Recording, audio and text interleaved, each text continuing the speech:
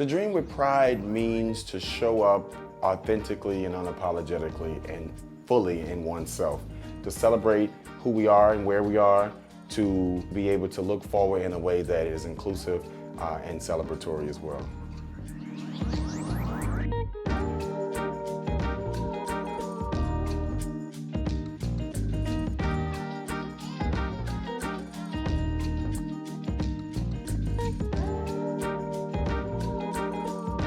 My name is Gerald Garth. I am the Director of Operations and Programs with the Ahmad Institute.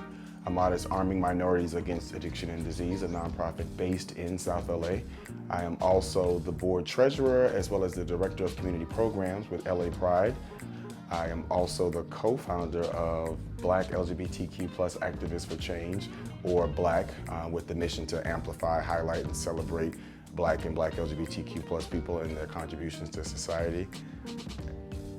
What else do I do?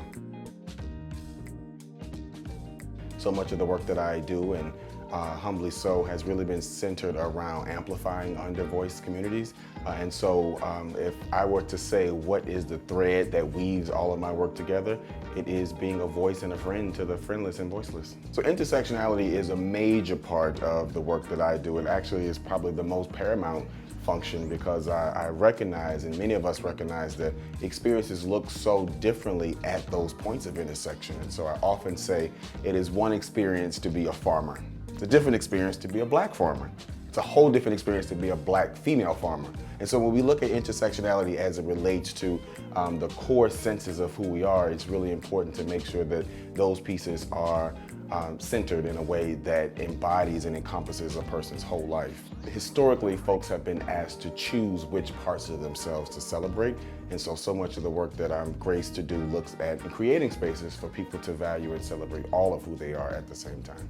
LA Pride has historically been known for the festival and the celebrations, and so when the social and civic unrest began in 2020, I and a number of the board members thought it was a responsibility to bring what we bring to the work. And so we really recognized that we really needed to center the Black experience, particularly, when we saw sort of the police brutality, and there was not enough sort of addressing of the history. And so when we talk about history, a big part of that is how do we look forward without first repairing what is behind us? For the All Black Lives Matter March of June 2020, I was actually the lead organizer.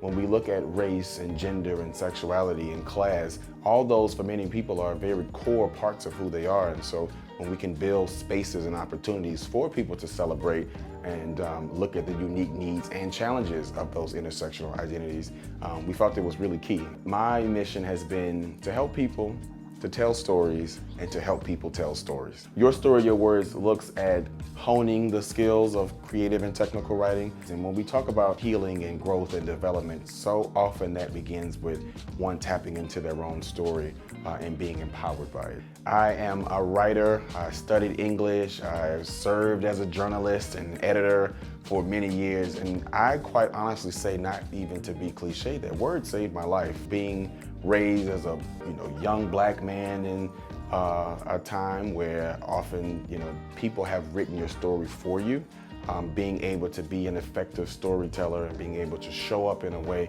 to where you can present yourself, and what I say, be in the driver's seat of your own story, I realize has been one of the most important skills that I've ever built. For me, there have been a number of great LGBTQ activists and influences in my life. A major part of who I am and what I do is really to pay homage to a number of those individuals. When we think about when there were times and experiences that, quite honestly, folks' lives were in the balance for showing up as who they are. Some of those individuals from whom I pull inspiration is Bayard Rustin, who's cited often as the man behind the dream. The March on Washington with Dr. King, he was actually the architect, the lead organizer on that, and worked tirelessly in that space with no recognition. Another influence of mine is Marsha P. Johnson. When we look at the riots at Stonewall, Marsha P. Johnson was cited as the individual who began that demonstration. Again, very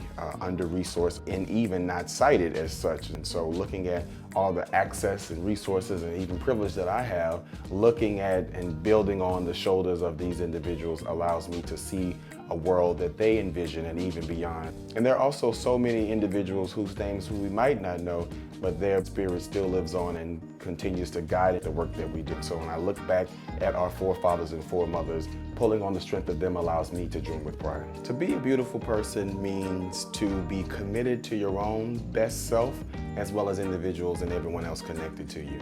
Being beautiful means that you recognize beauty looks very different. Beauty is relatable and also transferable. So being able to look at it through your own lens, but recognize that there are multiple other lenses of what beauty means. Like the most impactful work and the most impactful art is like when folks are just bringing what they bring to the world, you know. So.